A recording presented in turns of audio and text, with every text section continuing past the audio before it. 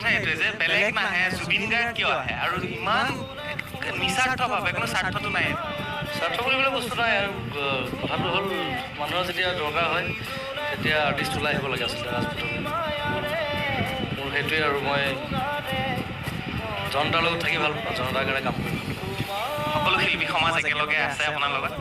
আছে, অলমষ্ট আছে। আজি বহুত দেখা পোৱা নাই বাৰু, কিছুমানে গৰমৰ কাৰণেও অহা নাই চাগে, কিন্তু সকলোৱে ছাপোৰ্ট কৰিছে আৰু লগত আছে বেছিভাগ, সেইটোৱে ভাল লাগিছে।